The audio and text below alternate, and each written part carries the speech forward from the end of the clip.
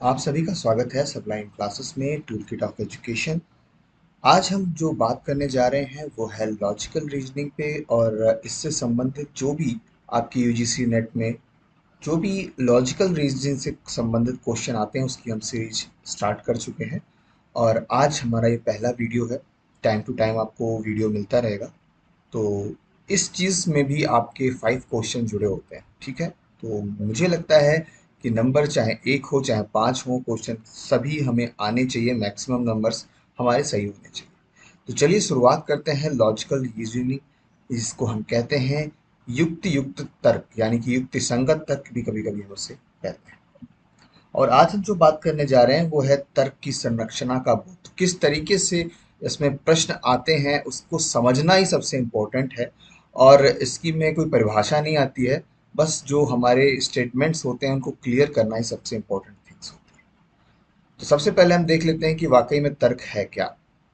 तो तर्क का अभिप्राय निष्कर्ष को प्रमाणित करना है और अधिकतम प्रमाणों के द्वारा निष्कर्ष की पहचान करना होता है।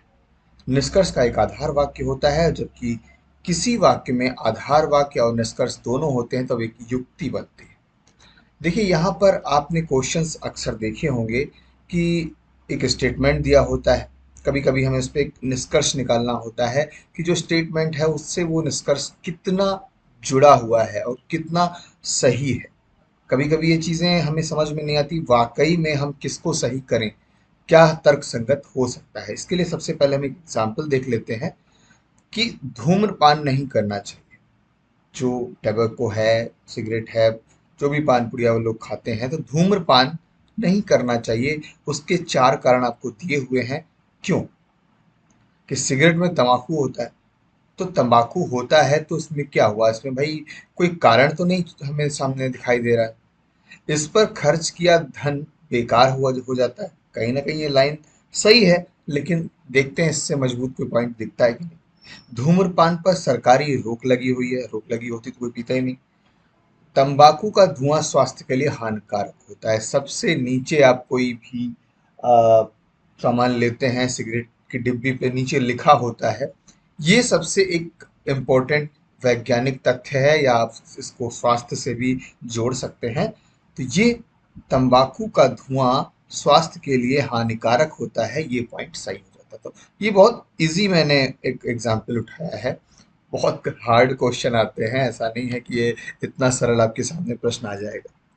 बस आपको वो कथन और तर्क, जो भी तर्क दिया है उसमें कम से कम एक तालमेल बैठाना पड़ेगा। और जो तथ्य ज्यादा वैज्ञानिक होगा वो ज्यादा अच्छा होगा। ये चीज भी मेरी याद रखिएगा। जो जितना ज्यादा वैज्ञानिक तथ्य होगा या सार्वभौमिक होगा, मतलब सूरज पूरब में निकलता है तो निकलता ही है, इसको आप बदल नहीं सकते। अब सूरज का ही मूड बदल जाएगा तब बात अलग है, वो निकलेगा तो वही निकलेगा, सन जो है राइज इन ईस्ट। तो नेक्स्ट आपके सामने जो ऑप्शन है इसमें थोड़ा सा हमने इसको टेढ़ा मेढ़ा कर दिया है कि बस आपके स्टॉप पे पहुंच गई है, परंतु बहुत भीड़ होने के कारण आप टिकट नहीं खरीद पा रहे हैं। आप क्या करेंगे? तो सबसे पहले आप इस क्वेश्चन को पढ़िए कि वाकई में क्वेश्चन का जो लॉजिकल आंसर होना चाहिए वो क्या होना चाहिए, फिर हम उस पर बात करेंगे। और अगर आप नहीं पढ़ पा रहे हैं तो वीडियो को पॉज कर दीजिए, क्वेश्चन को अच्छे से पढ़िए। और ये क्वेश्चन मैंने किसी पेपर से ही उठाया है, इसलिए ज़्यादा इंपॉर्टेंट है क्योंकि क्वेश्चन इसी तरीके से आता है। उम्मीद है आप लोग पढ़ चुके होंगे। तो परेशानी से बचने के लिए तुरंत बस से बाहर कूद जाएंगे, इतना तो हमारे भारतीयों में धैर्य नहीं है कि टिकट नहीं मिला तो बाहर कूद जाएंगे, और कूदना भी नहीं चाहिए। कंडक्टर को बुलाकर उसे पैसे दे देंगे और टिकट ले लेंगे। सी है, पास में बैठे किसी व्यक्ति को पैसा देके करेंगे कि वो कंडक्टर को दे दे। तो ये चीज भी ठीक है। ड्राइवर को पैसे देकर उतर जाएंगे, नहीं। इसमें एक सिंपल सा है कि कंडक्टर को बुलाकर उसे पैसे दे देंगे और टिकट ले लेंगे। बहुत भीड़ है ना, नहीं आप जा पा रहे हैं वहां पे, तो आप क्या कहोगे? भाई आप ले लो आके, हम नहीं आ पा रहे किसी कारण से। ये थोड़ा सा तथ्य यहाँ पे स्ट्रांग दिखाई दे रहा है।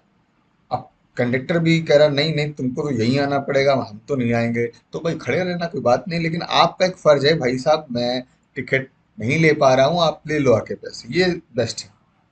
सेकंड जो ये जो सी है ये भी कहीं ना कहीं ठीक है, लेकिन भाई आप किसी व्यक्ति को पैसे देकर कहेंगे उसे कंडक्टर को दे दें, तो ये चीज तो गड़बड़ हो सकती है।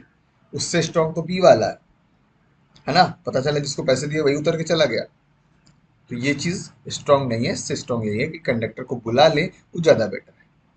तो इस तरीके से भी प्रश्न आपके सामने आ सकते हैं और आपको पता चले कि कुछ और सही है, आपने लगा दिया। तो यहाँ पे क्या है, मोरल चीज दिखाई दे रही। इससे पहले आपको साइंटिफिक चीज दिखाई दे रही थी, है ना। अब मैं आपको सीधे ले चलता हूँ कि किस किस प्रकार से आपके सामने चीजें आ सकती हैं। तो एक तो आता है कथन एवं तर्क, यानी कि स्टेटमेंट एंड आर्गुमेंट। इस प्रकार के प्रश्नों में प्रायः कथन दिया होता है जो किसी राजनीतिक, सामाजिक या आर्थिक मुद्दे से संबंधित होते हैं। मुद्दा कोई भी हो सकता है, सामाजिक, राजनीतिक, आर्थिक, है ना, वैज्ञानिक, सार्वभौमिक, कुछ भी हो सकता है। लेकिन फिलहाल ज्यादातर यही होता है कि राजनीतिक, सामाजिक और आर्थिक मुद्दे ही उठाए जाते हैं। इसके बाद दो तर्क दिए होते हैं और प्रायः उस मुद्दे के पक्ष और दूसरा उसके विपक्ष में। मतलब एक पक्ष की बात कर रहा होगा एक जो तर्क होगा, और एक विपक्ष की बात करेगा। आपको तय करना है कौन सही। कथन का अध्ययन और विश्लेषण करके ये बताना होता है कि दोनों तर्कों में कौन अधिक प्रबल है। हो सकता है दोनों सही हों। आपने अगर यूजीसी नेट का पेपर दिया है तो एक क्वेश्चन आता है, उसके चार ऑप्शन होते हैं और चारों हमको सही लगते हैं कि नहीं, है ना। हाँ लिख देना कमेंट बॉक्स में अगर आपको मेरी बात बहुत सही लग रही है तो, कि हमको चारों सही लगते हैं, लेकिन हमको इसमें यही चीज ढूंढनी होती है कि हमें स्ट्रॉन्गेस्ट पॉइंट ढूंढना होता है कि वाकई में जो हमें क्वेश्चन पूछा गया है इसमें स्ट्रॉन्ग पॉइंट कौन सा है। आप तो घर आते हो, बुक खोलते हो, भाई मेरा भी तो सही है। नहीं, उसने कहा था सबसे स्ट्रॉन्गेस्ट बताइए, कि हमारे स्टेटमेंट को सबसे स्ट्रॉन्गेस्ट पॉइंट कौन कनेक्ट कर रहा है। ये चीज इस पेपर में खास तौर से ध्यान रखनी पड़ती है। और आगे है कि उस मुद्दे के संबंध में कौन सा सही विचार प्रकट करता है। तो इसके लिए एक एग्जाम्पल देख लेते हैं। तो सबसे पहले तो आपको ये बताते हैं, निर्देश दिया होता है कि अगर आपको सबसे पहला वाला स्ट्रॉन्गेस्ट लग रहा है पॉइंट, तो आप ए लगा दीजिए, बी लगा दीजिए अगर दूसरा लग रहा है, सी लगा दीजिए अगर आपको पहला या दूसरा लग रहा है, और डी लगा दीजिए ना तो आपको पहला सही लग रहा है वो उतना स्ट्रांग, ना ही सेकंड लग रहा है। इस तरीके से आपसे पूछा जाता है। तो हम क्वेश्चन पे चलते हैं। क्वेश्चन कह रहा है कि क्या भारत में विलास होटल, मतलब इसको शुद्ध हिंदी में अगर पढ़ोगे ना समझ नहीं पाओगे। लग्जरी होटल है तो लग रहा है कि हिंदी में लिखा हुआ है, लेकिन विलास होटल पता ही नहीं लगता, लगता है होटल का नाम है। तो प्रतिबंध लगा देना चाहिए लग्जरीज होटल पे। पहला तर्क है, यहाँ पे पहला तर्क दिया हुआ है, हाँ ये वही स्थान है जहां अंतरराष्ट्रीय अपराधी अपनी गतिविधियां संचालित करते हैं। तर्क दूसरा कहता है कि नहीं, संपन्न विदेशी पर्यटकों के रहने के लिए कोई स्थान नहीं बचेगा। अब आपको लगता है कि भाई अपराधियों की जो गतिविधियां हैं वो कम करनी है, तो आपको लगेगा कि नहीं सही कह रहा है ये तो। और दूसरा क्या है, नहीं, संपन्न विदेशी पर्यटकों के लिए कोई स्थान नहीं बचेगा। अब आपको ढूंढना पड़ेगा कि वाकई में कौन सा है। तो उम्मीद है आप लोग अपना आंसर कलेक्ट कर चुके होंगे। मैं अपना आपको सीधे आंसर ले चलता हूँ। इसमें सेकंड पॉइंट सही है, बी। क्यों? तो यदि आप लग्जरी होटल बंद कर दोगे तो क्या आपको लगता है कि जो अंतरराष्ट्रीय अपराधी होते हैं ये अपने अलग विला नहीं खरीद सकते हैं? भाई वो अगर इंटरनेशनल क्रिमिनल है और बहुत पैसे वाले हैं तो वो कुछ भी कर सकते हैं, तो उनको कोई लग्जरी होटल में जाने की जरूरत नहीं है। वो कुछ भी कर सकते हैं। तो ये चीज इतनी इंपॉर्टेंट नहीं है कि इस कारण से ये हम बंद कर देंगे, नहीं। दूसरा सही है, जो संपन्न विदेशी पर्यटक हैं उनको लगेगा कि इंडिया में तो कोई जगह ही नहीं है रहने के लिए, वो लग्जरीज होटल में जाना चाहते हैं। तो इसलिए हम लग्जरीज होटल को प्रतिबंध नहीं लगाएंगे। इसलिए तर्क जो दूसरा है वो ज्यादा मजबूत हो जाता है। ओके, अब हम बात करते हैं दूसरे एग्जाम्पल की। यहाँ पर एक और कथन दिया है, क्या अमेरिकी तकनीक रूसी तकनीक से बेहतर है? तकनीक का मतलब टेक्नोलॉजी। तो अमेरिकन टेक्नोलॉजी रशियन टेक्नोलॉजी से बेहतर है क्या? तर्क पहला दिया हुआ है, हाँ, अमेरिका रूस से बड़ा देश है। और दूसरा है नहीं, पहला अंतरिक्ष यान रूस ने भेजा था। तो जो पहला देश है, पहला तर्क दिया हुआ है अमेरिका रूस से बड़ा देश है, ये किस कॉम्बिनेशन में कहना चाहते हैं? तो ये कॉम्बिनेशन कहीं पे बन नहीं रहा। अगर तकनीक के मामले में कहोगे तो आप जान ही नहीं पाओगे कि तकनीक के मामले में कौन बड़ा है। अगर आप क्षेत्रफल के बारे में बात करोगे तो अमेरिका तो रूस से छोटा है। इस तरीके से तर्क जो पहला है ये पूरी तरीके से गलत हो जाता है। दूसरा है नहीं, पहला अंतरिक्ष यान रूस ने भेजा था। अब अमेरिकी तकनीक रूसी तकनीक से बेहतर है या नहीं है, इसके लिए अंतरिक्ष यान पहला किसने भेजा इससे क्या लेना देना।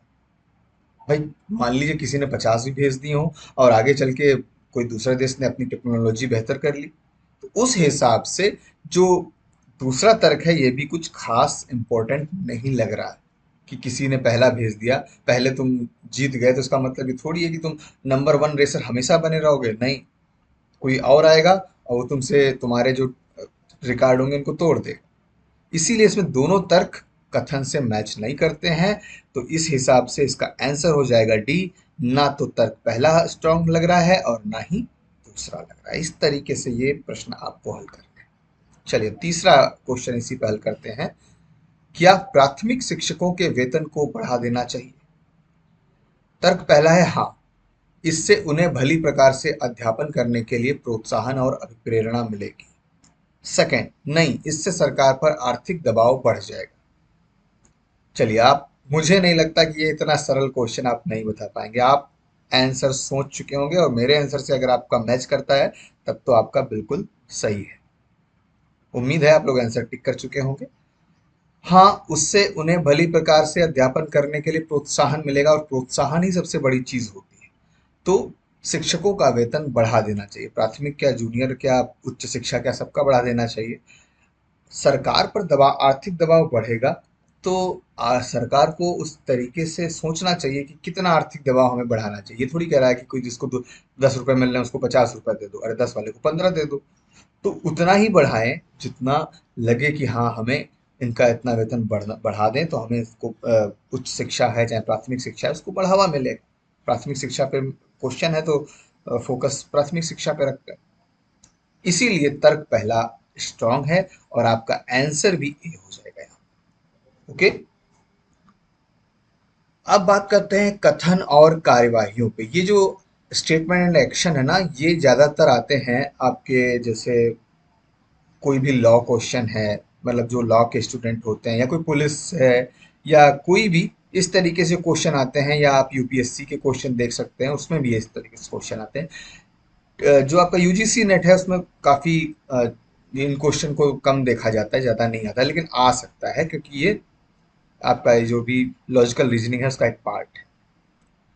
तो इस तरीके के प्रश्नों में कथन दिया जाता है जिसमें किसी समस्या यानी कि पॉलिसी आदि के बारे में सूचना दी गई होती है और उसके बाद दो प्रकार की कार्रवाइयां यानी कि एक्शन लेने होते हैं जिससे उस समस्या का हल किया जा सकता है। समस्या को समझकर उसका विश्लेषण करके तार्किक रूप से उचित कार्रवाई का फैसला करना होता है। ये चीज आपको यहाँ पे ध्यान रखनी है, ठीक है। यहाँ पर आपको एक्शन लेना है। पॉलिसी एक दी है, वही कथन बन जाएगा और उसका एक्शन लेना है कि भाई कैसे इस चीज को सही किया जाए। अब आप ऐसे नहीं समझ सकते, चलिए चलते हैं एक एग्जाम्पल। कथन, शहर में हैजा फैलने से सैकड़ों परिवार प्रभावित हो गए, बड़ी संख्या में लोग मारे गए। आप कोरोना कह सकते हैं, आजकल कोरोना का ही फैशन है ना, ज्यादा कोरोना ज्यादा बढ़ गया है तो उसका एग्जाम्पल लेना आपको ज्यादा आसान होगा। शहर में मान लीजिए कोरोना फैल गया, सैकड़ों परिवार प्रभावित हो गए, बड़ी संख्या में लोग मारे गए। तो वाकई में कोरोना ने इस बार जो सेकेंड जो वेव आई उसमें काफी प्रभावित किया और उन लोगों को भी मास्क पहना दिया जो पहले वाले में कहते थे कि कोरोना कुछ भी नहीं। तो काफी ज्यादा अब की दिक्कतें आई और आम पब्लिक काफी प्रभावित हुई इससे। तो इसमें दो प्रकार की कार्रवाइयां दी हुई हैं। करना क्या चाहिए? नागरिक प्रशासन को विभिन्न प्रचार माध्यमों से आम जनता को उस रोग से बचने के उपाय बताने चाहिए। और दूसरा है नागरिक प्रशासन की मदद के लिए अर्धसैनिक बल बुलाए जाने चाहिए। ये जो दूसरा वाला है ना, ये इतना इम्पोर्टेंट नहीं। अर्धसैनिक बल आपको किसी हैजा की बीमारी में क्या आपको हेल्प करेंगे? भाई इस बार जो समस्या आई कोरोना में वो क्या थी? वो सबसे इम्पोर्टेंट थिंग थी कि आपको बचाव रखना है। और वो बचाव आपको कैसे पता चलेगा? तो लिखा हुआ है यहाँ पर कि विभिन्न प्रचार माध्यमों से, चाहे आपका इंटरनेट हो, कोई भी सोशल साइट हो, चाहे वो न्यूज़ हो, किसी भी प्रकार से न्यूज़पेपर के माध्यम से आपके पास ये नॉलेज होनी चाहिए कि हमें किस तरीके से बचना है, ये मेन थी। इसीलिए जो कार्यवाही पहली वाली है ये सही हो जाएगी और आपका स्ट्रॉन्गेस्ट पॉइंट है पहला। और मैं उम्मीद करता हूं कि आपने भी ए ही लगाया होगा।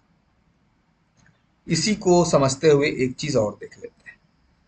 अनियमित जनसंख्या वृद्धि और केंद्रीकृत विकास ने भारत के लिए कई गंभीर समस्याएं खड़ी कर दी हैं। अनियमित जनसंख्या वृद्धि यानी कि जो पॉपुलेशन बढ़ रही है उसके बारे में बात हो रही है, और दिन प्रतिदिन भारी संख्या में बड़े शहरों की ओर जनसंख्या पलायन कर रही है। आप देखते हैं ना, दिल्ली है, मुंबई है, कोलकाता है, चेन्नई, तो यहाँ क्या है, गांव से ज्यादातर लोग इकट्ठा हो रहे हैं क्योंकि यहाँ पे जॉब मिलेगी हमें। उससे क्या होगा, उससे एक शहरों में एक बहुत बड़ा दबाव बढ़ जाएगा। शायद कुछ शहर उसको झेल भी ना पाए, क्योंकि पॉपुलेशन के मामले में तो इंडिया नंबर एक पे बहुत जल्दी पहुंच जाएगा, जिस तरीके से बढ़ रही है जनसंख्या। और उसी तरीके से गरीबी बढ़ रही है, बेरोजगारी बढ़ रही है, तो लोग शहरों की तरफ ज्यादा बढ़ रहे हैं। इसीलिए कार्यवाही वन देखते हैं। एक्शन फर्स्ट, जनसंख्या नियंत्रण के लिए लोगों में चेतना विकसित की जानी चाहिए। अब जनसंख्या नियंत्रण के लिए चेतना विकसित तो हो जाएगी, लेकिन जब नहीं विकसित हो रही है तो क्या किया जाए। कई चीजें इस कोरोना में सीखने को मिली आपको। भाई आप लोग, कुछ लोग सेवा में लगे थे तो कुछ लोग काला बाजारी में लगे थे। तो जनसंख्या नियंत्रण पे अगर मान लीजिए आप कुछ चेतना वाली बातें करते भी हैं तो कुछ लोगों को समझ में आएगा, कुछ लोगों के समझ में नहीं आएगा। गांव में लघु उद्योग को बढ़ावा देना चाहिए। ये चीज भी अच्छी है कि अगर गांव के आसपास उद्योग बढ़ेंगे तो जो लोड पड़ रहा है वो काफी हद तक कम हो जाएगा। तो यहाँ पे दोनों एक्शन इंपॉर्टेंट लग रहे हैं, इसीलिए यहाँ पर डी इंपॉर्टेंट है। यदि कार्यवाही एक और दोनों उचित लग रही हैं हमें, तो हम डी पर जाएंगे। ये जो मैंने आपको चार ऑप्शन दिए हैं ना, ये ऊपर नीचे किए जा सकते हैं, इसलिए ये मत सोचना कि उचित नहीं है या उचित है को उसी रेशियो में रखा जाएगा जैसे आपने पढ़ रखा है। नहीं, कभी कभी कार्यवाही एक उचित है चौथे नंबर पे लिखा होगा, तो आप तो खट से पहला वाला फिट कर दोगे, फिर जब बाद में आओगे मैंने ये क्या कर दिया, है ना। ये चीज नहीं रखना है। और यहाँ पे एक्शन क्या लेना है, दोनों एक्शन सही है। लीजिए, आ गई कथन एवं पूर्व धारणा। बहुत ज्यादा पूछा जाने वाला प्रश्न। तो पूर्व धारणा होती क्या है? इसका अर्थ है कि वो अनकही बात जो दिए गए कथन में अंतर्निहित होती है और उस कथन से प्रायः अधिक मौलिक होती है ना। तो जो भी हम बातें कर रहे हैं वो उससे क्या क्या जुड़ा हुआ है, ज्यादा ओरिजिनल क्या चीज हो सकती है। आगे लिखा है कि इस तरीके के प्रश्नों में एक कथन दिया होता है और उससे संबंधित दो पूर्व धारणाएं दी होती हैं। अभ्यर्थी को कथन विश्लेषण करके देखना होता है उसमें कौन सी पूर्व धारणा अंतर्निहित है। इस पे हम पहले क्वेश्चन देख लेते हैं जिससे थोड़ा आसान हो जाए आप लोगों के लिए। कथन है, एक प्रबंधक की कर्मचारियों को चेतावनी। एक प्रबंधक अपने कर्मचारियों को, यानी कि मैनेजर, अपने जो भी एम्प्लॉय हैं उनसे कहता है कि जो कर्मचारी ऑफिस से देर में आएंगे उनके वेतन को 10% काट दिया जाएगा। तो पूर्व धारणा क्या जुड़ी है इससे? क्या प्रबंधकों का स्वभाव कठोर होता है, हमेशा वो ऐसे ही कहते रहते हैं? नहीं भाई, हो सकता है वो अच्छी बातें भी कहते हों, प्रबंधकों का स्वभाव हमेशा कठोर तो नहीं हो सकता। हो सकता है कि भाई जो कर्मचारी अच्छे से काम कर रहे हैं उनका प्रमोशन भी हो जाए, उनकी सैलरी 10% बढ़ भी जाए। ऑफिस में कुछ कर्मचारी देर से आते हैं, ये चीज इंपॉर्टेंट है। ऑफिस में कुछ कर्मचारी देर से आते हैं, इसीलिए उनको एज ए रूल बना दिया गया कि ताकि उनको लगे कि भाई देर में नहीं पहुंचना चाहिए, वरना हमारा 10% हिस्सा काट लिया जाएगा। ये भाई बहुत है, 100 रुपए में अगर 10 रुपए भी कट गया ना तो 90 रुपए ही मिलेंगे, और वो फिर आपको अच्छा नहीं लगेगा। तो ये चीज सही है। ऑफिस में कुछ कर्मचारी देर से आते हैं, ये पूर्व धारणा जुड़ी है इस कथन से, इसलिए यहाँ पर सेकंड सही हो जाएगा, बी ऑप्शन सही हो जाएगा। अगर आपने बी लगाया है सो आप सही दिशा में जा रहे हैं। इस पे दूसरा क्वेश्चन है, गरीबों की सहायता मानवता की सच्ची सेवा है। इस पे पूर्व धारणा दो, दो, दो यहाँ पे दी गई है। गरीबों की सहायता मानवता की सच्ची सेवा है, तो गरीब व्यक्तियों को दूसरे की मदद की आवश्यकता होती है। यदि हम गरीबों की मदद नहीं करेंगे तो हम मनुष्य नहीं कहलाएंगे। देखिए, जो गरीब व्यक्ति है उसको दूसरों की मदद की आवश्यकता तो होगी ही होगी, क्योंकि आप कितना भी प्रयास कर लीजिए, जो आजकल का जो मनी सिस्टम बनाया गया है वो ऐसा है कि किसी के पास बहुत है और किसी के पास बहुत कम है। तो जो गरीब है उसके पास बहुत कम है और जाहिर सी बात है उसको दूसरों की आवश्यकता जरूर हो। और दूसरा है कि यदि हम गरीबों की मदद नहीं करेंगे तो हम मनुष्य नहीं कहलाएंगे। बात हो रही है मानवता की। सहायता मानवता की सच्ची सेवा है ना। तो आप मनुष्य कब कहलाएंगे? जब वाकई में आप गरीबों की मदद करेंगे। है तो होता नहीं है। इस बार जब आपने देखा कि भाई जो कोई गरीबों की सेवा कर रहा था, तो कोई ऑक्सीजन की, दवाइयों की, कोई किसी भी तरीके से लोग सेवा करने में लगे हुए थे। कोई अमीर आदमी की सेवा कर रहा था, वो तो भाई नहीं काउंट होगा, लेकिन गरीबों की जो सेवा कर रहे थे वो माने जा रहे थे कि हाँ भाई वो वाकई में अच्छा काम कर रहा है। इसीलिए यहाँ पे दोनों कंटेंट इंपॉर्टेंट हैं और दोनों सही हो जाएंगे, और पूर्व धारणा दोनों सही हैं। इसलिए यहाँ पर सही हो जाएगा, दोनों अंतर नहीं थे, डी ऑप्शन आपका सही है। तो इस तरीके से आपने देखा कि कई चीजें आपको पढ़नी है। इन क्वेश्चन पे ज्यादा दिमाग लगाना पड़ेगा आपको। कथन एवं अनुमान, देखिए ये पूर्व धारणा से मिलते जुलते हैं, लेकिन अनुमान थोड़ा सा मुझे लगा कि कुछ बातें ऐसी लगती हैं कि पूर्व धारणा टाइप की नहीं लगती, तो मैंने अनुमान इस पे लगा दिया है। लेकिन आप कभी भी आए तो आप समझ लीजिएगा ये अनुमान और पूर्व धारणा लगभग एक ही चीज होती है, लगभग लगभग। तो इसमें क्या होता है, कथन एवं इस प्रकार के प्रश्नों में एक कथन दिया होता है, इसके बाद दो अनुमान दिए होते हैं। आपको कथन पर उसके बाद दिए गए अनुमानों मान्यताओं पर विचार करके बताना होता है कि कौन सा अनुमान इसमें अंतर्निहित है। चलते हैं सीधे एक ऑप्शन पे। कथन दिया है वर्तमान संचार व्यवस्था में परिवर्तन की आवश्यकता है। तो पहला आपका अनुमान है कि अब परिवर्तन से सुधार होता है। दूसरा है वर्तमान संचार व्यवस्था पुरानी पड़ गई है। परिवर्तन से सुधार होता है, जरूरी नहीं है। परिवर्तन होता मोस्टली अच्छे के लिए ही है, लेकिन वो जो परिवर्तन हुआ है उससे सुधार हो जाएगा, ये चीज इंपॉर्टेंट नहीं है। ये अनुमान नहीं अच्छा है। लेकिन इस कथन से अगर हम एक अनुमान निकालते हैं तो वर्तमान संचार व्यवस्था पुरानी पड़ गई है, इसीलिए परिवर्तन की आवश्यकता पड़ रही है। तो सेकंड थिंग इज यहाँ पे इंपॉर्टेंट है। तो दूसरा बी में है, इसलिए अगर आपने बी लगाया है इज द राइट थिंग। कथन एवं अनुमान में हमारा दूसरा कथन है, रवि इतना बुद्धिमान है कि वो परीक्षा में नाकाम नहीं हो सकता। ठीक है, नाकाम का मतलब असफल होता है। ठीक है, यहाँ पे मैंने नाकाम लिखा है, असफल मतलब पास नहीं हो सकता। तो इस पर दिए गए हैं दो कथन। क्या दिए गए हैं? बहुत अधिक बुद्धिमान छात्र परीक्षा में असफल नहीं हो सकते। दूसरा है जो छात्र बिल्कुल बुद्धिमान नहीं होते वही परीक्षा में असफल हो सकते हैं। इस कथन के हिसाब से पहला वाला बिल्कुल सही है कि बहुत अधिक बुद्धिमान छात्र परीक्षा में असफल नहीं होंगे। जाहिर सी बात है, इस कथन के हिसाब से अनुमान लगाया जा रहा है। और जो छात्र बिल्कुल बुद्धिमान नहीं होंगे वो परीक्षा में असफल हो सकते हैं। इसलिए ये अनुमान यहाँ पर भी सही लग रहा है। इसलिए हम यहाँ पे दोनों मान्यताओं को लेंगे। दोनों मान्यताएं अंतर्निहित हैं इस कथन में अनुमान के हिसाब से। ठीक है, तो ये चीज आपको समझनी है। और आज का फिलहाल सेशन इतना ही था। हम जल्दी ही एक नया सेशन जो है हमारा कथन विश्लेषण, जिसको हम कहते हैं स्टेटमेंट एनालिसिस, उसको लेके आएंगे। और उसको भी आप अच्छे से पढ़िए। और मैं जितना भी युक्ति युक्त हमारा लॉजिकल रीजनिंग है ये सब कुछ पूरा करा के आपको दे दूंगा, ताकि आप आने वाले क्वेश्चन में आपको कोई कंफ्यूजन ना रहे। तो उम्मीद करता हूँ आज का सेशन आपको अच्छा लगा होगा। मिलते हैं आने वाले वीडियोस में। जुड़े रहिएगा सबलाइन क्लासेस से। Thank you very much.